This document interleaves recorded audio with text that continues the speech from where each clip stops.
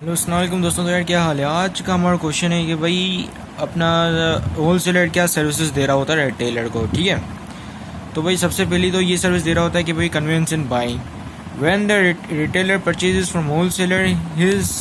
अच्छा, by the way आपको ये बताता चलूँ कि ये PUC principle of commerce first intermediate Karachi board में ये क्वेश्चन आता है। ठीक है, उसके पेपर्स में आता है। ठीक है, तो convenience in buying when the retailer purchase from wholesaler, his many problems of purchasing are automatically solved.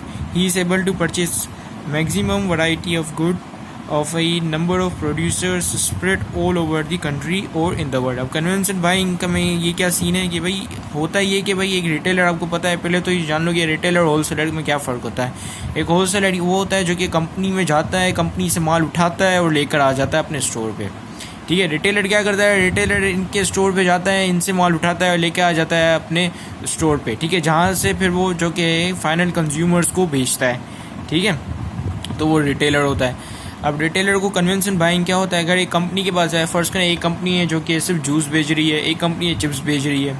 ठीक है, अब रिटेलर को चाहिए उसकी दुकान पे जूस भी चाहिए, चिप्स भी चाहिए। अब रिटेलर कंपनी के पास ये तो नहीं बोलेगा कि ना आधे जाके जूस दे दो, ठीक है, मुझे आधे वो खरीदने हैं। ठीक है, वो लोग बल्क में बेचते हैं, तो रिटेलर तो उनके पास जाएगा नहीं। लेकिन वो रिटेलर क्या करेगा, होलसेलर के पास जाएगा। ठीक है, डिफरेंट होलसेलर से डिफरेंट प्रोडक्ट खरीदेगा और अपनी दुकान में डिफरेंट प्रोडक्ट रख देगा। तब जब भी कस्टमर वगैरह आएगा उसको डिफरेंट प्रोडक्ट चाहिए तो उसकी दुकान से ही खरीदेगा। ठीक है, तो कन्वेंस इन बाइंग हो गया। ठीक है, उसकी जो कि आधी से ज़्यादा प्रॉब्लम ऑटोमेटिकली सॉल्व हो जाती है। अब ये right time delivery, wholesaler are in far better position to deliver goods in time than manufacturer. Moreover wholesalers are nearer to the retailers, therefore prompt delivery is no problem. ठीक है, अब क्या होता है कि भाई होलसेलर जो कि इलाके के अंदर ही होते हैं, वहीं से सारे रिटेलर परचेज कर रहे होते हैं। तो इससे क्या होता है कि रिटेलर को जो कि ट्रांसपोर्टेशन का अलग से ख़र्चा नहीं करना पड़ता। वो कंपनी नहीं जाता है, वो डायरेक्ट इनसे ही ख़रीद लेता है। और ये लोग नज़दीकी होते हैं। ठीक है, इनके नज़दीकी होते हैं, क्लोज ही होते हैं। ठीक है, डीपू स्टोर्स वगैरह जो होते हैं वो लोग इनसे आराम से परचेज़ कर लेते हैं। अब भाई हम हमारी तीसरी हेडिंग आ जाती है लोन और क्रेडिट। ठीक है, अब होता क्या है, ये रिटेलर जो कि होते हैं ना, ये होलसेलर से ना इतना सारा माल पैसे पे नहीं खरीदते, कैश पे नहीं खरीदते, वो लेके जाते हैं क्रेडिट पे, यानी कि उधार पे। ठीक है, माल लेकर जाते हैं, माल बिकता है, फिर आके पैसे देते हैं होलसेलर को। ये सीन होता है पूरा।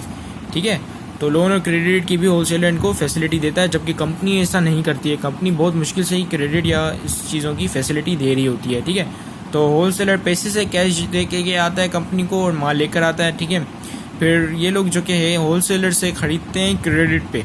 ठीक है, पैसे नहीं देते हैं, फिर जब माल बिकता है तब पैसे देते हैं। ठीक है, अगर माल नहीं बिका तो माल वापसी कर देते हैं होलसेलर को। ठीक है, usually producer do not sell on credit but wholesaler do. If retailers purchase from the wholesaler rather than the producer, they can get credit on the good purchase. ठीक है, क्रेडिट उनको आसानी से बआसानी मिल जाता है। अब merchandising aid, wholesaler have merchandising experience and therefore they are in position to give advice to the retailer on various shopkeeping methods and techniques, such as journal display, window display, duration, layout of counter and cupboard lighting, accounting and salesmanship. इसको add जो लिखाना है इसको advice लिख लो। ठीक है, ये पूरा एडवाइस है। ठीक है, अब मर्चेंडाइजिंग एडवाइसमेंट ये करता है कि भाई होलसेलर जो कि उनके वो लोग एक्सपीरियंस बंदे होते हैं। ठीक है ना, तो वो लोग जो कि इनको ट्रेन करते हैं रिटेलर्स को, ये एडवाइस भी देते हैं कि भाई किस तरह तुमने सेल करना है, किस तरह जो कि डिस्प्ले को सजाना है, किस तरह जो कि है आपने अपनी क्या कहते हैं प्रोडक्ट की पोजीशनिंग करनी है। ठीक है, किस तरह आपने सेल्समैनशिप करनी है, किस तरह आपने माल बेचना है, ये सब कुछ भी बता रहे होते हैं। ठीक है, मेथड्स और तरीके बता रहे होते हैं कि किस तरह कन्विंस करो, किस तरह अट्रैक्ट करो कस्टमर को, किस तरह क्लाइंट को घेरो। ठीक है, तो ये तमाम एडवाइस वगैरह भी दे रहे होते हैं ये लोग।